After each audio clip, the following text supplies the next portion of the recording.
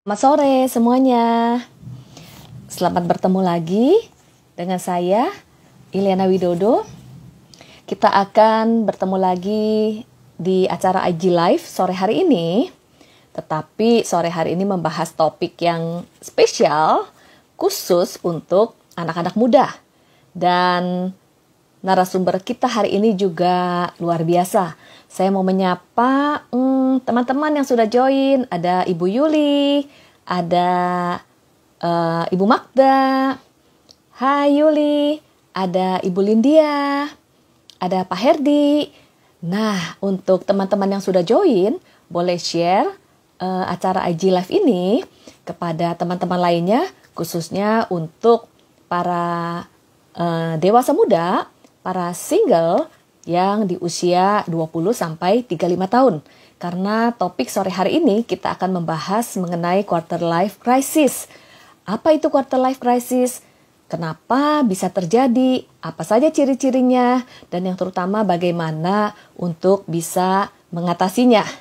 Saya juga akan mengundang narasumber sore hari ini, yaitu Angelique Handoko.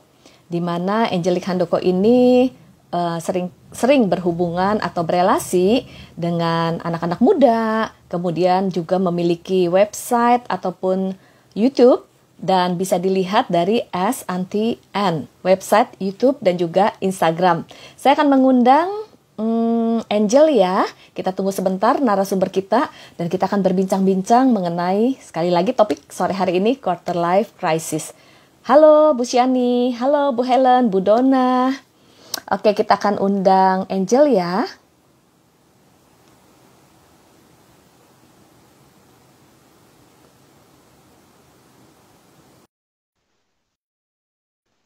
Kita akan menunggu Angel untuk bergabung.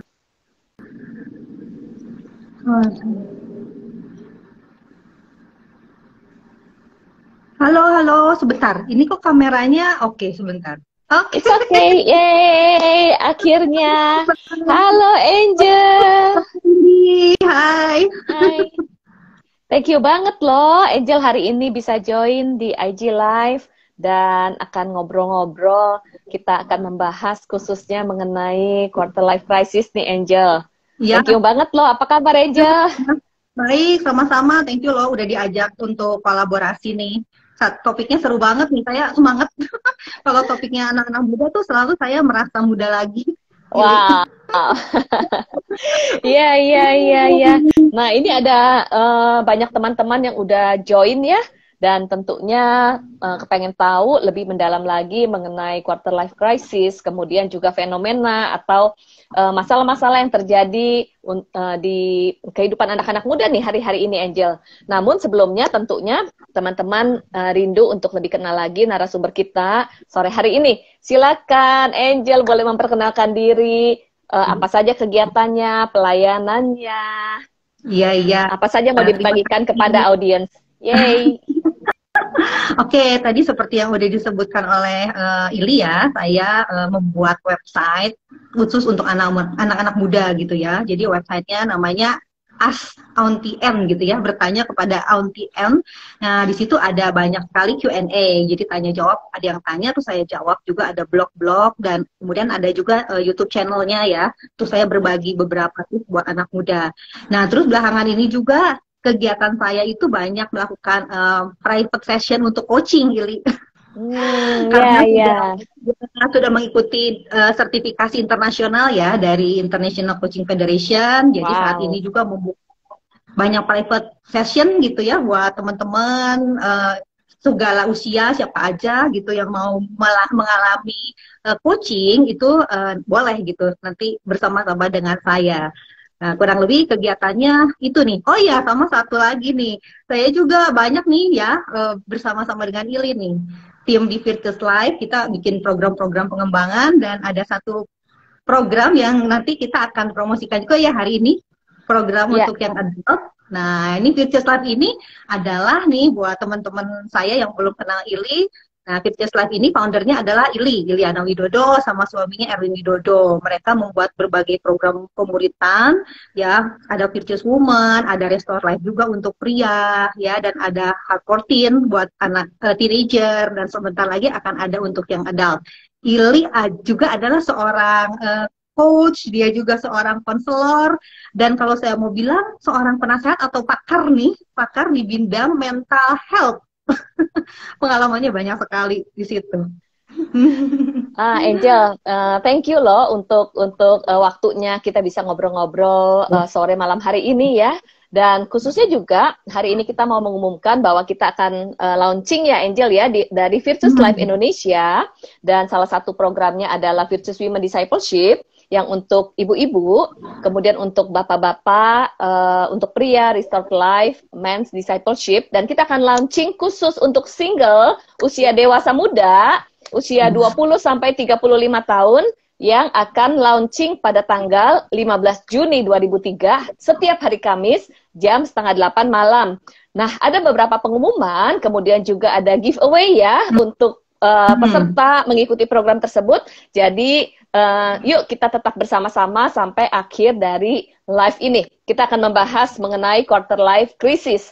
Angel, kenapa sih akhir-akhir ini ya sering banget kita mendengar istilah quarter life crisis? Kayaknya waktu di zaman kita usia dewasa muda kita nggak mendengar istilah itu ya. Kok sekarang akhir-akhir ini kita sering dengar? Dan gimana nih pengalaman Angel yang sering berhadapan dengan anak-anak muda? Nah, jadi tadi benar banget ya pertanyaan dari Ili. Di zaman kita nggak ada ya istilah quarter life crisis. Adanya midlife ya, midlife udah ada. Nah, saya cari tahu ternyata memang quarter life crisis ini tuh baru diperkenalkan tahun 1997 ya oleh seorang namanya Alexandra Robin. Dia bikin artikel yang judulnya Quarter Life Crisis, Young, Insecure, and Depressed. Coba bayangkan dari judulnya aja udah kebayang ya seperti itu gitu. Jadi ini quarter life crisis itu kalau yang belum tahu ini sebenarnya apa sih? Ini adalah masa-masa yang dialami sama anak muda ya, anak muda usia 20 sampai 30 tahun.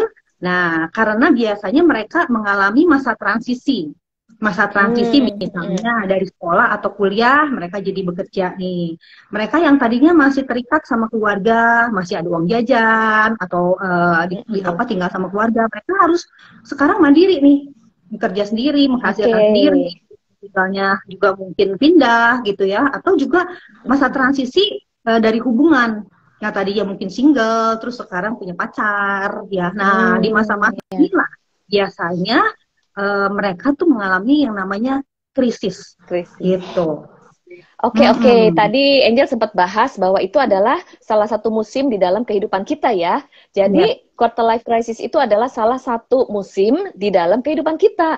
Kita ini akan melewati berbagai musim kehidupan. Ada saat usia bayi, kemudian usia kanak-kanak, usia remaja, lalu usia dewasa muda. Setelah usia dewasa muda, usia dewasa akhir atau midlife, kemudian juga usia senior. Dan setiap musim kehidupan itu ada krisis yang perlu kita hadapi, sehingga quarter life crisis itu adalah satu musim, yaitu di usia 20 sampai 35 tahun, kurang lebih usia dewasa muda ya. Dan disitulah krisis yang sebenarnya normal dialami oleh setiap individu, karena memang hal tersebut memang kita lewat di musim itu ya Angel ya. Ya, betul.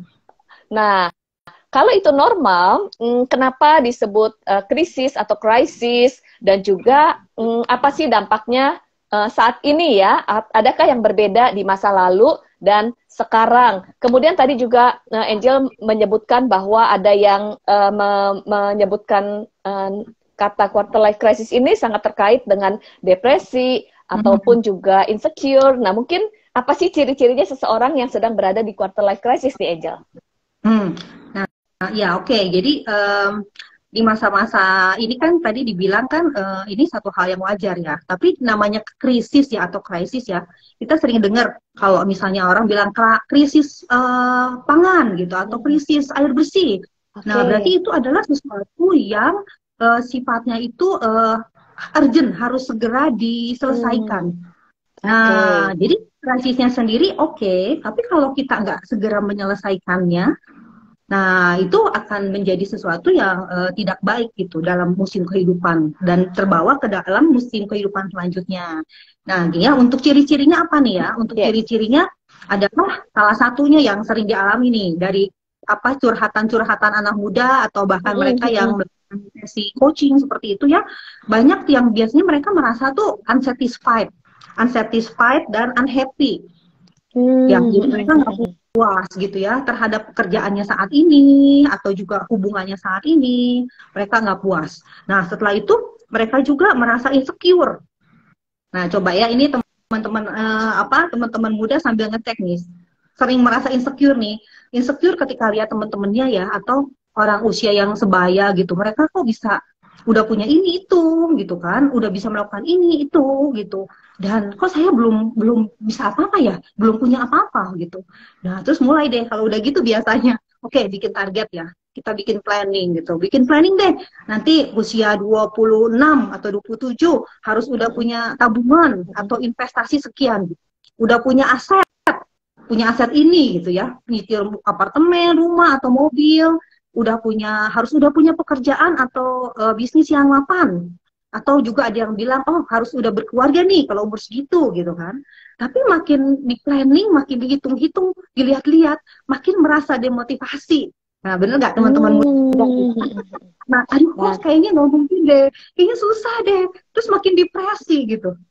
Nah, kondisinya bisa seperti itu.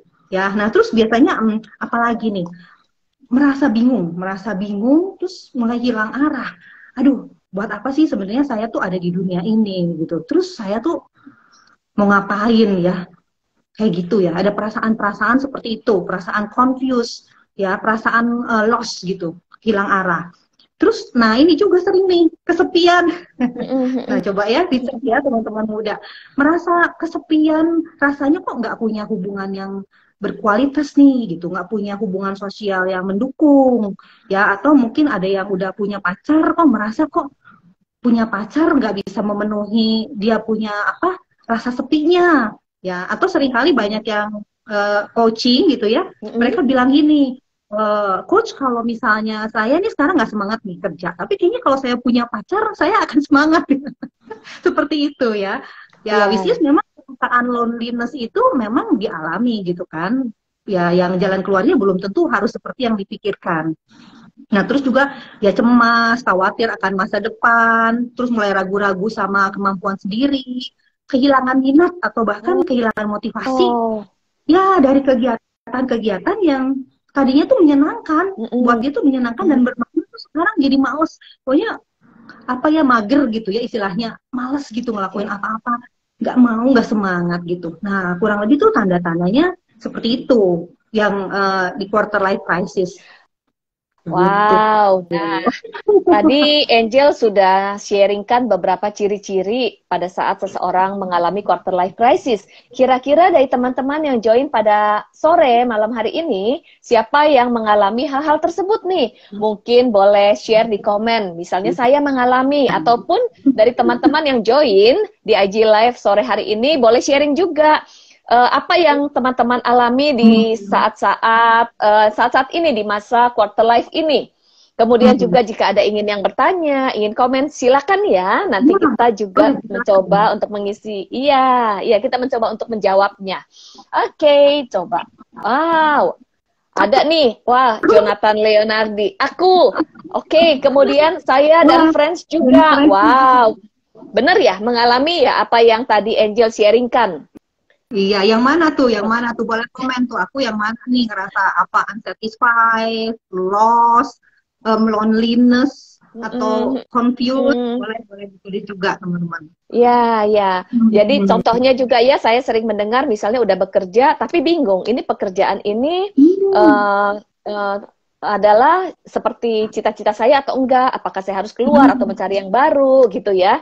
Kemudian waktu punya pacar, berpacaran, dating, lalu memikirkan apa betul saya akan hidup bersama dengan dia, salah enggak ya pasangan hidup saya, nanti kalau sesudah menikah apa yang terjadi gitu. Kemudian juga waktu ingin mencapai tujuan hidup, membuat goal setting, lalu berpikir apa saya mampu, terus udah gitu mulai membandingkan diri dengan teman-teman yang lainnya, lalu merasa nggak puas, dan merasa nggak puas merasa gagal. Nah ini mix banget ya perasaan-perasaannya ya Angel ya. Betul, betul, betul. Jadi kalau kita lihat nih, Angel, betul nggak ya aspek-aspek yang ada di dalam quarter life crisis ini antara lain di usia dewasa muda adalah karir ya atau pekerjaan ya? Yes, betul. Paling banyak itu ya itu cukup paling banyak tuh, betul. Karir, pilih. Kemudian selain karir, relasi, betul? Relasi ya? Bener banget, betul banget. Relasi, betul.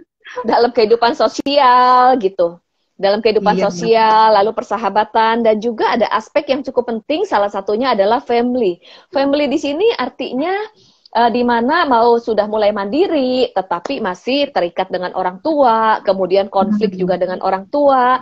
Kemudian family ini juga berbicara mengenai persiapan menuju pernikahan, betul? Dating yang sehat, lalu hal-hal yang perlu dipersiapkan menuju pernikahan. Dan benar nggak nih Angel nih, saat-saat ini seringkali semakin sering mendengar bahwa anak-anak usia dewasa muda, bukan anak-anak, sorry, teman-teman usia dewasa muda semakin mundur untuk menikah usianya, dan berpikir panjang untuk menikah, bahkan berpikir bahwa menikah nanti dulu deh.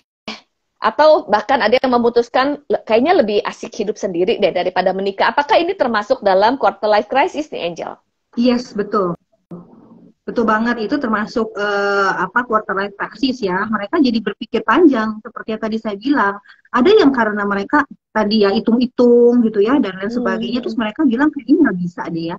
Nah, atau juga karena memang ada latar belakang juga ya dari keluarga. Nah, nanti mungkin Ili nanti akan bahas nih kalau soal ini. Ya, tadi yang unmarried atau yang marriednya jadi makin mundur. Atau ada lagi yang sekarang lagi ngetrend istilahnya yang child free. Nggak mau punya anak ya. Oh, iya, child free ya. Iya. Atau saya pernah dengar lagi ngetrend tuh anabul ya. Anabul. Apa tuh? Apa tuh? Jadi anak berbulu ya, yang merawat binatang-binatang, dogi. Jadi daripada merawat seseorang atau anak, daripada menikah, lebih baik berteman, bersahabat dengan dogi gitu. Jadi memelihara anjing sebagai teman hidup. Ya, iya, benar, ya, betul. Ya, seperti ini. Karena berpikir panjang untuk apa menikah. Nah, ini adalah salah satu ciri-ciri atau gejala-gejala yang dialami mungkin usia dewasa muda yang mengalami quarter life crisis ya, Angel ya. Ya betul, saya sebut itu quarter life crisis. Kenapa? Karena ini bukan jadi keputusan final ya. Jadi kalau ada orang tua yang di sini yang dengar juga, kalau anak yang ngomong gitu jangan langsung shock gitu. Langsung shock ya. Dan terus yang anak-anak muda juga jangan itu jadi keputusan final ya. Pokoknya saya memutuskan untuk begini gitu ya. Karena seiring dengan berjalannya waktu ya, dan nanti kita akan lihat nih beberapa hal yang mesti dilakukan. Mindset itu bisa berubah, atau perasaan yang kamu rasakan juga bisa berubah gitu ya. Pertimbangan-pertimbangan yang juga nanti akan banyak yang didapat, itu akan mengubah keputusan-keputusan kita sekarang. Betul banget. Kalau merasa khawatir, merasa cemas, lalu juga mempertimbangkan banyak hal, it's okay, itu adalah wajar. Namun tadi seperti Angel katakan, jangan sampai kecemasan, kekhawatiran tersebut lalu menjadi keputusan final, lalu kita langsung memutuskan hal-hal yang rasanya kurang tepat ya, Angel ya. Ya itu nggak jadi akhirnya keputusan akhir, itulah nanti masa depan kita. Itu adalah hal-hal yang memang wajar sekali terjadi di saat ini. Itu masih banyak hal yang kita nanti bisa pertimbangkan. Itu. Khawatir wajar, takut wajar, cemas wajar, insecure wajar, tetapi akan berbeda kalau keputusan kita bukan dikuasai oleh kekhawatiran, kecemasan, atau insecurity. Itulah sebabnya penting banget untuk kita mengelola diri kita, khususnya bagaimana kita mengelola diri kita melewati quarter life crisis ini ya, Angel ya. Iya, betul. Nah, banget. pada saat kita ingin menghadapinya dan mengelola dengan baik, tentunya kita perlu paham juga ya sumber-sumbernya, penyebabnya. Menurut Angel, apa sih penyebab terjadinya quarter life crisis nih, Angel? Nah, ini ada saya kumpulkan 3 penyebab ya. Ini saya nggak dapat referensi dari buku, tapi ini berdasarkan pengalaman juga sih gitu ya, ngobrol-ngobrol sama anak-anak muda dan lain sebagainya. Nah, penyebabnya nih salah satunya yang pertama itu karena anak-anak muda ini kenapa mereka merasa bimbang, terus merasa juga nggak yakin karena nggak terbiasa mengambil keputusan sendiri. Ya, nah, jadi ini kalau kita lihat ya anak-anak yang di generasi sekarang ini nih, nah mereka tuh banyak sekali punya orang tua yang sangat controlling. Ya, kalau zaman kita ya, mungkin orang tua kita cenderung banyak yang otoriter. Kita nurut aja sama orang tua. Nah, tapi orang tua yang generasi anak-anak muda ini, ya, yang mana orang tuanya adalah yang kita ini generasi kita nih. Itu banyak yang controlling. Kenapa? Karena generasi mama papahnya ini tuh banyak pengetahuan nih. Udah tahu. Beda kan sama generasi orang tua kita ya. Tanpa mengurangi rasa hormat gitu. Mereka nggak terlalu banyak punya informasi. Cuman kalau orang tua zaman sekarang kan mereka tuh parenting dan lain sebagainya. Dan mereka tuh merasa bisa mengontrol anaknya, memberi yang terbaik. Jadi anak itu udah terbiasa dikontrol nih. Apa-apa orang tuanya yang tentukan. Nah, atau juga selain itu bisa juga karena orang tuanya protektif. Sayang nih sama anaknya. Protektif ya. Sangat melindungi. Jadi pokoknya segala macam ya keputusan banyak diputusin sama orang tua. Orang tua merasa pokoknya kamu ini yang terbaik deh buat kamu gitu. Percaya aja mama kasih yang terbaik. Nah, sehingga si anak-anak ini kan nggak terbiasa ambil keputusannya. Yang saat ini mereka jalani mungkin banyak keputusannya dari orang tua, kuliahnya atau kerjanya. Papa mau tentuin kamu bisnisnya ini aja, kamu kerjanya ini aja. Seperti itu ya, atau apa namanya, pasangan pun orang tua misalnya ya, orang tua baik memberi nasihat dan dari kecil mengarahkan, tapi sangat ikut campur. Nah, ini tuh membuat generasi dewasa muda jadi merasa nggak yakin yang saya jalani ini bener nggak ya gitu kan, karena kan bukan keputusan dari saya. Bener nggak ini yang saya minati, betul nggak ini yang saya bisa. Nah, ini jadi membuat dia itu merasa bingung ketika memasuki masalah si quarter life crisis ini. Kayak gitu nih. Itu yang pertama ya, Ili. Yang pertama, oke. Karena dibesarkan oleh orang tua yang controlling, lalu nggak memiliki kesempatan atau ruang untuk mengambil keputusan dari diri sendiri, sehingga nggak yakin dengan keputusan-keputusan hidupnya ya. Nah, ini ada yang jawab nih, yes, that's true. Jadi takut untuk buat keputusan sendiri. Thank you buat sharingnya. Nanti kita akan bahas ya gimana cara mengatasinya nih. Kalau yang anak yang mengalami, teman-teman yang alami, oh ya bener saya nih terlalu banyak dikontrol ya. Dan tadi juga penyebabnya adalah karena gini, kan kalau kita lihat, pernah ya belajar ya di Virtuous Woman ya, Pilih tentang grafik ketergantungan dan kemandirian tuh. Harusnya makin dewasa ketergantungannya tuh makin turun, kemandiriannya makin naik. Nah, di masa dewasa muda yang sekarang ini nih, ketergantungannya itu masih tinggi, kemandiriannya masih rendah. Karena itu sangat terikat sama orang tua. Kalau kata Bu Charlotte Priatno ya, kemarin kalau teman-teman nonton IG Live-nya Learning to Stop, itu gelendotannya lama sama orang tua. Orang tua kepoinnya tuh lama tuh, sampai masa teenager tuh kepoin orang tua tuh sangat besar sama si anak. Nah, ini salah satu penyebab ya. Ada orang tua yang denger nih, bagus juga nih, boleh mulai mempersiapkan diri nih kalau anak-anak yang masih muda. Nah, itu penyebab yang pertama ya. Yang kedua sekarang. Yang kedua. Nah, yang kedua ini karena ini pasti teman-teman merasa juga banyak comparing. Betul banget. Ya, betul. Apalagi di zaman sekarang kan udah ada sosmed ya. Sehingga kita itu anak muda tuh dihujani sama informasi gitu ya, berita-berita itu kayak dihujani. Ya kalau dulu zaman kita ya Ili ya, kita kan nggak begitu tahu ya teman kita tuh kondisinya gimana sih gitu. Kalau udah beda kota, beda negara, kita nggak tahu kabar mereka. Benar, Karena nggak betul. tahu, kita rasa tenang-tenang aja. Tapi kalau di Instagram sekarang setiap hari kita ngelihat teman kita si A, si B punya ini, punya itu, melakukan ini, melakukan itu. Wah, jadi karena comparing ini merasa sangat insecure. Jadi Ya, betul banget, betul. ya, tekanan itu namanya insecure, terus kekhawatirannya tuh jadi tambah banyak. Ya, nah selain itu kenapa comparing juga karena gini, pilihan juga sekarang lebih banyak. Betul, Pilihan betul. jenis pekerjaan gitu kan, kerjaan sekarang udah banyak yang baru-baru ya, istilahnya ya ada content creator lah, digital marketing lah, Ya. social media manager lah. Wah, pilihan itu banyak ya. Terus udah kuliah pun jadi jurusan banyak banget. Nah, jadi ini comparing ini nih membuat mereka tuh menjadi bingung dan terus nggak yakin dan merasa nggak puas. Nah, belum lagi tekanan sosial dan ekspektasi orang lain. Jadi bikin standar, kalau saya mau bilang, bikin standar, membangun standar yang salah karena kita membangun standar berdasarkan standar orang lain. Seperti itu. Jadi standar kesuksesan itu ya kalau udah punya ini itu gitu ya. Wah, di usia 25 harus udah punya berapa ratus juta gitu kan. Wah, itu kan jadi tekanan. Tekanan. Terus udah punya bisnis tuh nggak cuma kerja, udah kerja, freelance, bikin usaha sendiri. Wow, ya, kebayang nggak sih? Wow, itu tadi bilang umur 21, sekarang udah ada yang beli rumah. Ketika dengar kabar itu tuh, pasti teman-teman merasa down gitu kan. Gue kapan bisa punya rumah gitu kan? Tabungannya aja tiap bulan juga begini. Nah, karena comparing ini yang terjadi. Comparing itu ternyata berpengaruh banget ya. Pada saat kita comparing, kita mulai melihat apa yang kita tidak miliki. Kita mulai menghitung apa yang kita nggak punya, apa yang hilang dari hidup kita. Padahal sebenarnya kita tuh punya banyak kekuatan, punya banyak potensi, tapi kita nggak bisa melihatnya karena comparing.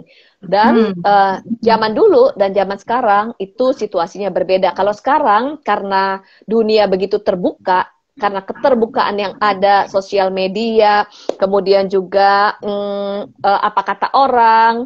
Nah, di situ kita mulai terus-menerus membandingkan diri. Ketika kita membandingkan diri dan merasa kita nggak bisa seperti orang lain, itulah yang seringkali membuat semangat kita jadi menurun dan patah semangat gitu ya, Angel ya. Dan disitulah putus asa, ya betul, putus asa. Kita punya kerinduan satu sisi. Tetapi tadi Angel bilang orang tua menuntut, ada pilihan-pilihan orang tua, ada ekspektasi orang tua, ada kerinduan diri sendiri, ada ekspektasi dari diri sendiri, ditambah lagi apa kata dunia luar, apa kata tekanan sosial, ekspektasi dari orang lain, standar orang lain, ditambah comparing. Nah, nggak kebayang ya betapa itu tadi dikatakan depresi, insecure di usia-usia ini. Benar-benar ada pertanyaan nih, ingin ngomong sendiri, gue kapan gitu kan ya, gue kapan bisa beli rumah, gue kapan punya pacar gitu kan, gue kapan betul. Nah, itu salah satu membandingkan yang, jadi gue kapan ya bertanya. Betul banget ya. Nah, itu yang kedua ya, penyebab yang banyak yang kedua ini bertanya. Nah, terus yang satu lagi nih yang cukup banyak nih dan yang penting sebenarnya karena banyak yang nggak tahu tujuan hidup. Nah, kalau ini sih dari zaman kita juga udah berdampak gitu. Kenapa ini orang-orang yang nggak punya tujuan hidup. Coba ini bener nggak ya Ili? Kalau orang nggak punya tujuan hidup, dengan berlalunya usia, dengan berlalunya waktu, itu nggak mau buat jadi tahu ya. Ya kan? Oh iya, betul. Iya, jadi jangan menunggu sampai nanti juga mungkin umur 30 saya tahu tujuan hidupnya. Enggak seperti itu ya? Enggak, bahkan sampai di dalam pemuritan ya, di dalam pemuritan dengan wanita dan ibu-ibu di usia 50, 60 pun bisa bingung dengan kekuatan atau keterbatasan diri, bingung dengan identitas diri, dan bingung dengan tujuan-tujuan hidup. Itu sebabnya kalau kita nggak tahu tujuan hidup, kita jadi bingung dan juga berputar-putar di dalam hidup kita. Iya, kebingungannya jadi ke bawah terus ya, sampai usianya usia udah besar, udah tinggi pun masih. Ya jadi kalau saya mau umpamakan nih untuk teman-teman muda yang nggak tahu tujuan hidup tuh, ibaratnya tuh kayak kita nih harus ya, hidup itu kan kayak kita harus nyetir mobil nih, kita harus jalan. Nah, tapi kita nggak tahu nih tujuannya mau kemana. Ya akhirnya kita jadinya puter-puter, jadinya stuck gitu ya. Kita merasakan stuck. Terus lama-lama juga kita merasanya jadi lelah. Ya, oleh itu kenapa teman-teman muda mungkin ada yang merasa kok kayaknya stuck ya. Terus kayaknya kok lelah banget nih, rasanya nggak kemana-mana. Karena kita nggak ada tujuan hidupnya gitu ya. Jadi kita menjalani hidup itu benar-benar nggak ada tujuannya gitu. Jadi itu dampaknya tadi, merasa stuck, merasa lelah, nggak ada motivasi, nggak ada semangat nih. Kalau teman-teman nih banyak banget ya yang coaching sama saya tuh umur 27-28 tuh problem utamanya dia bilang gini, saya kok nggak ada semangat ya, nggak ada motivasi gitu. Nah mungkin salah satunya adalah karena memang dia belum tahu tujuan hidupnya. But it's okay. Nanti kita akan sama-sama cari tahu nih how to untuk kita bisa tahu gitu. How to-nya ya. Ya, Angel, saya juga jadi inget nih, dan saya mau simpulkan bahwa dari yang Angel sharing tadi, penyebab quarter life crisis adalah situasi dulu dan situasi saat ini. Dan di mana situasi saat ini lebih banyak terpapar dari sosial media, tuntutan sosial yang membuat kita jadi membandingkan. Itu dari situasi dulu dan sekarang. Kemudian juga dari internal dan eksternal. Dari eksternal itu antara lain tuntutan orang tua. Kemudian juga dari tekanan sosial. Lalu juga eksternal itu dari teman-teman dan dari lingkungan. Kalau seandainya dari internal, itu adalah dia tidak memahami dirinya sendiri ya Angel ya, keunikannya. Jadi kalau kita nggak tahu kekuatan kita tuh krisis di dalam diri kita sendiri. Jadi kita ada konflik batin, karena kita krisis dengan diri kita sendiri, kita nggak tahu betapa uniknya, betapa luar biasanya kita, maka kita cenderung akan membandingkan diri dengan orang lain.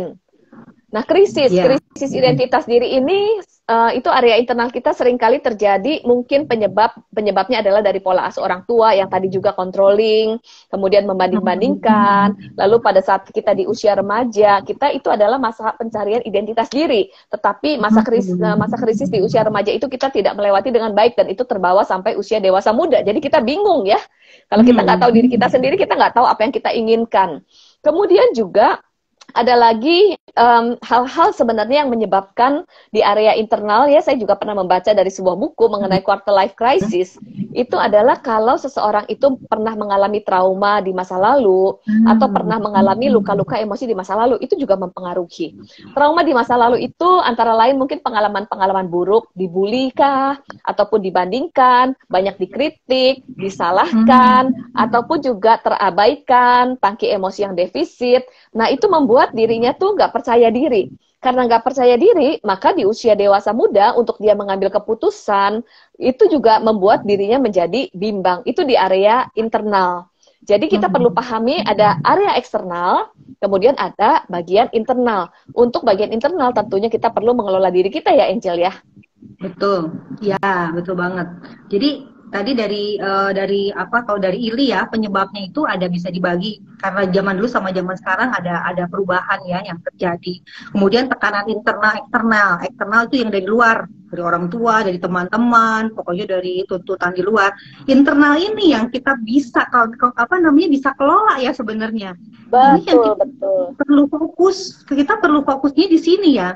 Kan kita nggak bisa mengharapkan eksternal itu untuk berubah, kita nggak bisa mengharapkan orang tua kita yang menuntut orang tua kita berubah atau teman-teman kita.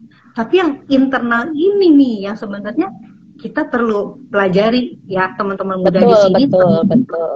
Tahu gitu ya tadi apa yang terjadi waktu kecil, apakah ada trauma atau enggak, dan lain sebagainya, itu perlu punya awareness ya.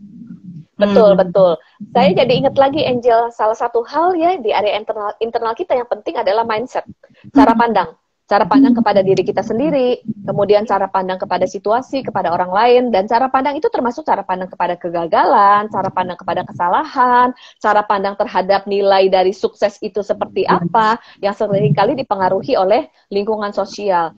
Nah, kalau orang punya cara pandang yang negatif terhadap diri sendiri, misalnya, saya itu gak berguna, saya itu bodoh. Walaupun kita punya potensi, kita nggak akan memahami loh, dan kita nggak tahu potensi kita. Yang ada adalah saya bodoh, saya nggak berguna, saya nggak seperti orang lain. Jadi kenali, kita tuh punya mindset apa yang negatif, istilahnya netting ya, negative thinking, khususnya kepada diri kita sendiri, itu penting banget loh. Kemudian juga takut salah, takut gagal. Itu juga kalau misalnya seseorang takut salah dan takut gagal, itu sulit untuk memulai sesuatu yang baru. Kemudian sulit juga untuk punya daya juang, dan ketakutan itu akan menghambat dirinya untuk bisa maju, dan akhirnya jadi putus asa gitu ya Angel ya, jadi gak bersemangat. Dan salah satu yang eksternal juga pergaulan kita ya Angel. Kalau misalnya pergaulannya value-value-nya itu menekankan hal-hal yang ada di tampak luar, kemudian juga pergaulan-pergaulan yang nggak sehat, itu juga bukan sesuatu yang mendukung untuk kita menjadi pribadi yang bisa mengatasi krisis itu, tapi justru kita jadi tenggelam di dalam krisis itu karena kita membandingkan diri, lalu tidak mendapatkan support yang sehat. Iya. Wah, dengar penjelasannya Ili itu saya jadi merasa nih ya, kalau saya anak muda nih, atau nggak usah anak muda lah kita nih ya, kita mungkin di sini ada juga yang bukan anak muda gitu ya, yang midlife, yang juga pernah mengalami seperti itu tuh, masalah-masalah internal yang belum selesai gitu ya, atau mindset kita juga yang masih salah. Nah, kabar baiknya tuh ini semua kita bisa rubah, kita bisa mengubahnya. Ya, termasuk pergaulan. Pergaulan juga kan itu dalam kontrol kita. Kita bisa pilih juga siapa teman-teman kita, siapa komunitas yang membangun. Ya, asal kita tahu bagaimana caranya, seperti itu. Oke, penting banget. Tadi Angel sempat bahas, ada area di luar kontrol kita ya. Lingkungan, kemudian orang lain, sikap orang lain, itu di luar kontrol kita. Tetapi yang kita perlu pahami, ada area yang menjadi tanggung jawab kita. Nah, yang menjadi tanggung jawab kita itu pasti bisa kelola. Kita bisa kelola, kita bisa ubah. Kemudian juga yang terpenting untuk kita bisa mengubah dan mengelolanya adalah awareness. Kita tuh sadar apa yang menjadi krisis di dalam diri kita, apa yang menghambat kita, lalu mulailah kita melakukan action plan, langkah-langkah untuk perubahan. Gitu ya Angel ya? Iya, nah nanti saya jadi kabar juga nih, nanti pengen dengar juga nih sharing dari Ili nih how to-nya. Nah, tapi saya dulu nih atau Ili dulu nih yang mau. Angel dulu. Oke. Silakan Angel ya. Nah, ini teman-teman kan pasti dari tadi udah denger ya kayak gini-gini, terus jadi harus gimana dong gitu kan kalau ngalami seperti ini gitu. Nah, saya tadi kan bahas dari penyebabnya ya, ada 3 penyebab. Nah, saya mau bahas satu-satu nih how to-nya. Kalau yang tadi itu penyebab karena nggak biasa ngambil keputusan, nah itu how to-nya gimana? How to-nya gampang, yaitu biasakan diri mulai sekarang untuk mengambil keputusan. Mulai dari hal-hal yang sederhana kita belajar untuk mengambil keputusan. Nah, tapi mungkin ada yang ngomong ini, aduh nggak bisa nih, nggak bisa soalnya orang tua gue yang benar-benar controlling banget dan lain sebagainya. Ya, nah ini ada satu tipsnya. Karena kan saya punya anak quarter life juga nih.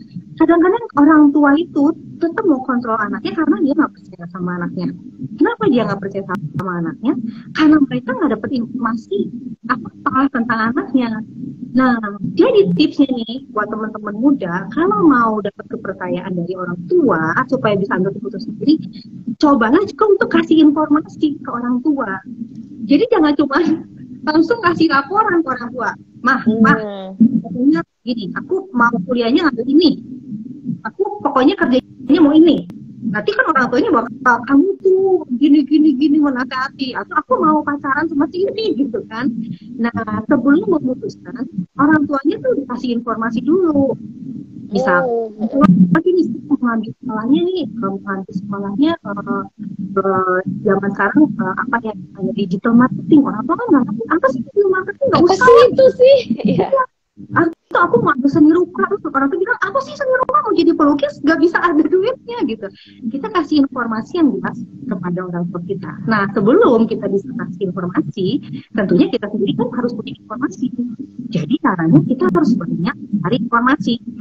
Sosial media, YouTube, dunia digital sekarang bisa jadi hal yang baik karena kita bisa gunakan untuk cari informasi. Ya, informasi yang banyak, ikut seminar, ikut workshop, dengar podcast. Ya, jadi ketika kita diperhadapkan dengan satu hal untuk kita keputusan, kita bisa memutuskannya dengan yakin. Kenapa? Kita punya background, kita punya support informasi yang cukup. Gitu. Jadi saya encourage teman-teman di sini di usia ini cari informasi sebanyak-banyaknya. Seperti itu. Ya, nah terus untuk tips lagi yang saya mau kasih tahu ke teman-teman, coba untuk membuat schedule. Nah ini penting banget ya, kita diajarin itu ya waktu di kelas pemuritan yang moduli time apa untuk time management seperti itu. Nah kebanyakan nggak biasa membuat schedule, jadi ketika ada hal-hal yang harus buat keputusan bingung. Nah, tapi kalau kita bikin schedule, kita bisa menentukan hal-hal yang penting, mana nih dari waktu kita yang mau kita gunakan. Nah, itu akan membantu sekali waktu kita dapat tawaran sesuatu. Misalnya teman ajak nonton, teman ajak ini, kita bisa lihat, oh waktu ini saya nggak bisa nih, karena saya ikut seminar, saya lagi kelas, seperti itu. Itu akan memudahkan. Gitu. Jadi, tadi outputnya yang pertama ya, kita biasakan untuk membuat keputusan dari sekarang. Ya. Ya. Dan juga waktu bikin schedule itu, jadi kita bisa menentukan prioritas-prioritas hidup ya. Kita bisa say no terhadap hal yang memang mungkin kita perlu tolak. Lalu kita bisa say yes kepada hal yang memang positif buat kita ya, Angel ya. Betul banget. Ya. Saya jadi ingat juga kalau hal-hal ya yang ada di dalam internal diri kita perlu cek loh, karena seringkali tanpa disadari ada hal-hal yang bisa mensabotase diri kita. Ini hal-hal yang membuat kita tuh menjadi tuh terperangkap di dalam krisis, antara lain contohnya apakah kita tipe yang perfeksionis ya. Kalau kita seseorang yang tipe perfeksionis, kita mau mulai sesuatu takut salah, kita merasa harus sempurna. Ya, itu perlu kita atasi loh, karena dan juga perlu kita sadari sumber perfeksionis itu dari mana. Jadi kalau kita punya kecenderungan perfeksionis, itu sebenarnya adalah akarnya. Jadi kan kita perlu pahami kenapa sih kita bisa seperti itu. Akarnya karena kita nggak kepengen negatif di depan orang lain. Karena kita pengen diakui atau kita juga pengen dihargai, lalu kita nggak mau salah, nggak memberikan ruang untuk salah. Jadi untuk mau mengambil keputusan jadi takut. Kemudian juga kita perlu pahami hal-hal lain yang bisa mensabotase diri kita, yaitu antara lain kita sadari inner critic di dalam diri kita. Jadi seperti pola pikir ataupun ada self talk atau inner critic di dalam diri kita yang negatif, seperti bilang kamu tuh nggak bisa, kamu gagal, kamu tuh nggak berguna. Jadi kenali message atau pesan apa yang tanpa sadar kita bawa dari kecil sampai kita dewasa, dan itu akan menghambat kita untuk kita tuh membuat action plan. Lalu juga berikutnya playing victim ya. Playing victim itu penting loh. Banyak banget yang merasa tidak berdaya. Saya tuh nggak bisa berubah, saya nggak mampu. Percayalah, kita ini semua punya kekuatan dan kemampuan untuk kita bisa berubah. Betul ya, Angel ya? Kalaupun orang lain berperilaku negatif, kalau kita punya pengalaman masa lalu yang negatif, itu tidak menentukan masa depan kita. Karena apa? Karena keputusan untuk kita move on, untuk kita bangkit, itu adalah keputusan dari kita sendiri. Dan apa kita akan terus terjebak dan terpengaruh dengan situasi, itu adalah keputusan dari kita sendiri. Yuk, mari bangkitlah.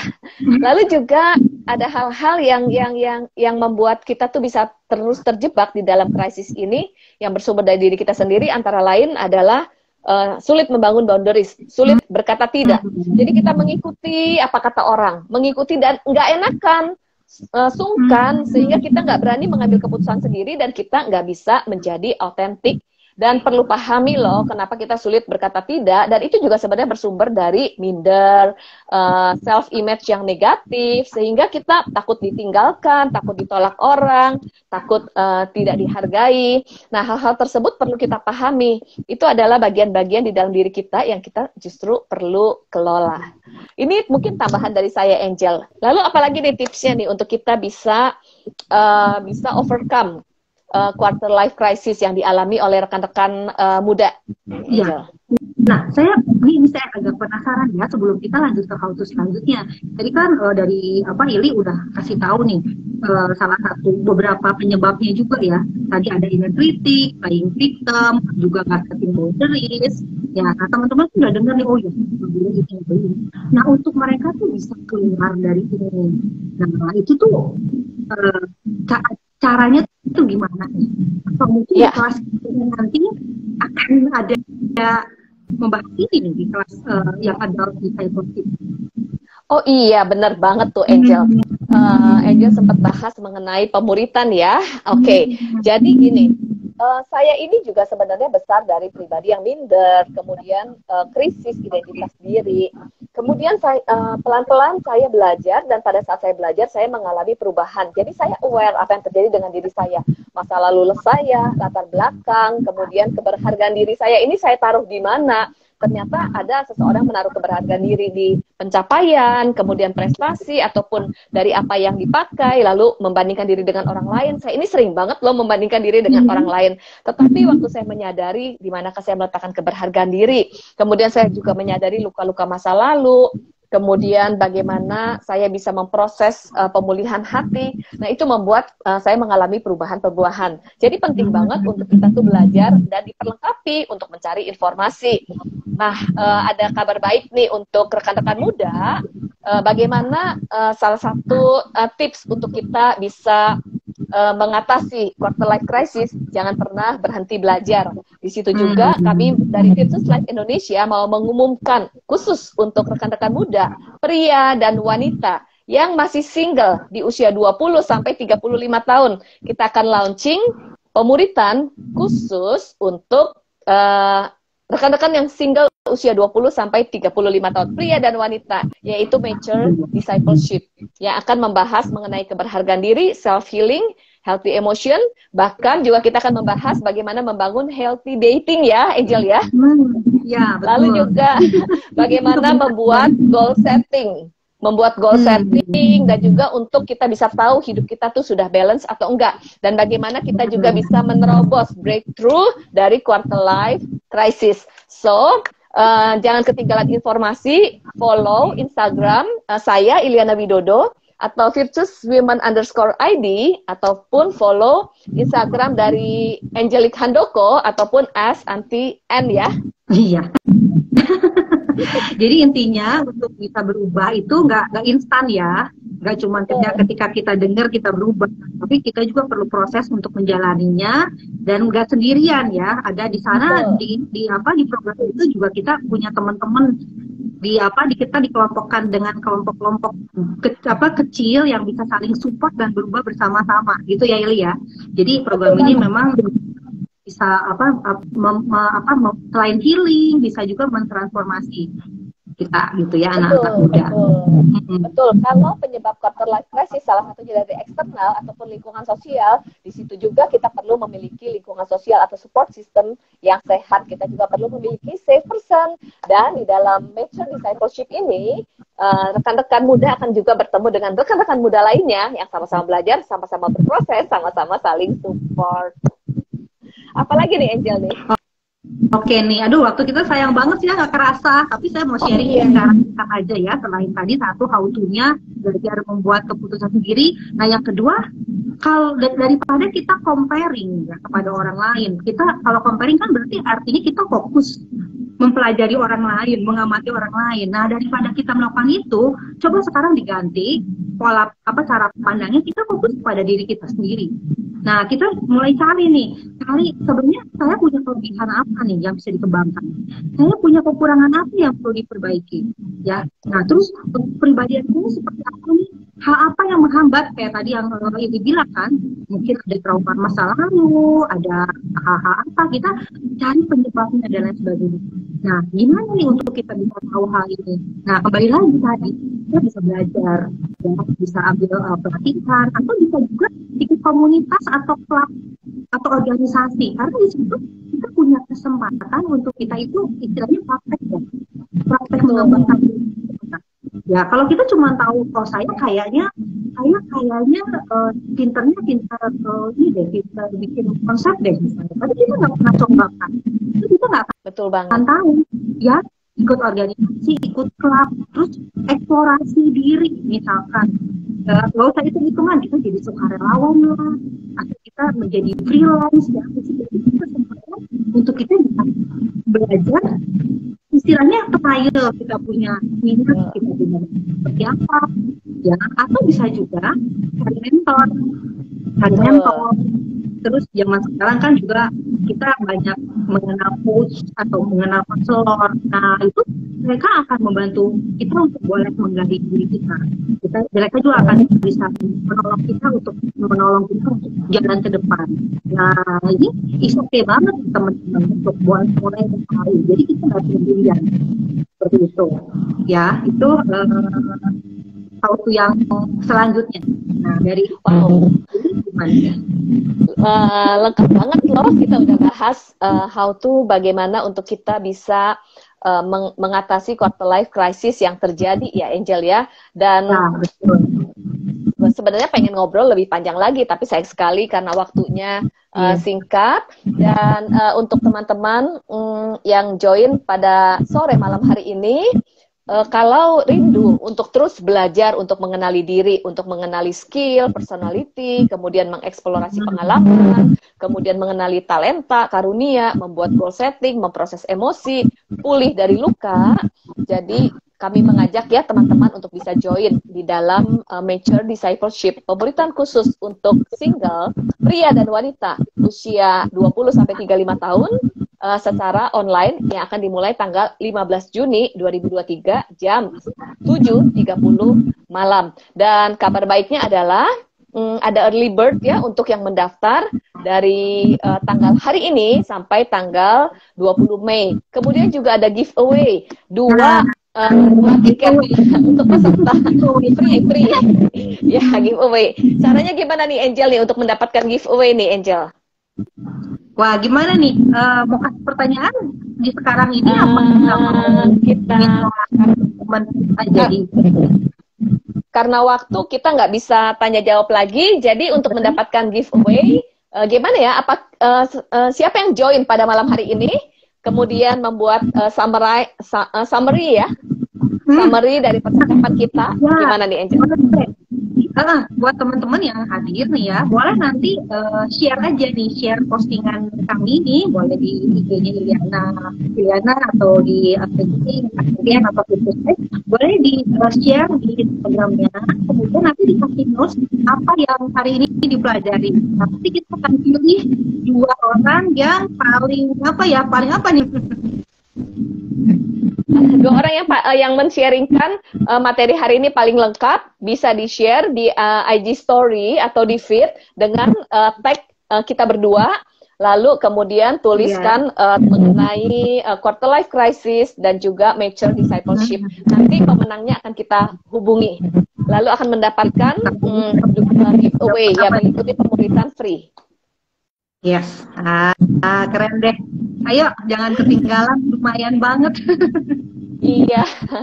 Nah, thank you banget loh Angel ya untuk sore malam hari ini untuk sharingnya, tentunya memperlengkapi kita semuanya yang sama-sama mendengarkan, baik orang tua maupun rekan-rekan muda. Dan saya berharap Angel terus maju ya di dalam pelayanannya juga, khususnya pelayanan Angel apa boleh di-sharingkan kepada teman-teman pada sore hari ini?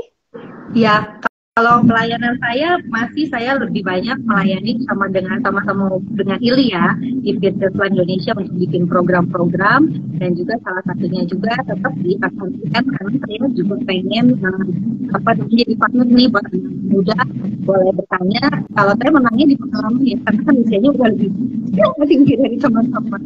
boleh untuk sharing seperti itu. Oh ya, kita juga mau bahas, kita ada part 2 ya untuk acara topik quarter life crisis kita ini. Ada sesi kedua. Nantikan ya. Kita akan ngobrol lagi. Ya, dan satu lagi nih ada pengumuman untuk yang join dan orang tua juga yang mendengarkan. Pemuritan apa atau acara apa untuk anak-anak remaja. Nah, Virtus Life Indonesia juga ada acara Heart for Teens, yaitu Healing, Restoration, and Transformation untuk remaja usia 12 sampai 19 tahun yang akan diadakan pada tanggal 10 Juni jam 10 pagi sampai jam 3 sore. Itu juga akan membahas bagaimana remaja mengalami pemulihan, membahas isu-isu mental health dengan mengeksplorasi luka masa lalu, kemudian memproses emosi, mengubah cara berpikir, mengubah kebiasaan buruk, dan juga membuat goal setting. Oleh sebab itu, jangan lupa follow Instagram virtuswomen_id ataupun Virtus Life Indonesia. Dan sebagai penutup, apa nih closing statement dari Angel? Ya, sampai kepada kita semuanya. Oke. Ini saya mau kasih tahu ya sama teman-teman muda khususnya kalau quarter life crisis ini adalah sesuatu yang wajar. Ya, survei bilang dari LinkedIn bahwa 75% orang berusia 25 sampai 33 memang mengalami namanya crisis ya. Tapi melalui masa ini kita jadi dapat mengeksplorasi diri dan menemukan tujuan hidup.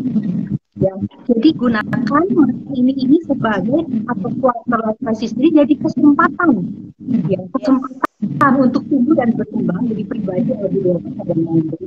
Nah, itu aja dari saya. Wow, thank you banget ya Angel ya untuk closing statement yang menguatkan kita semuanya dan pasti memberkati kita semuanya. Thank you, sampai jumpa nanti di talk show kita yang berikutnya yang kedua ya Angel ya. Dan thank you juga buat teman-teman yang sudah join pada sore malam hari ini. Boleh di-share kepada rekan-rekan lainnya.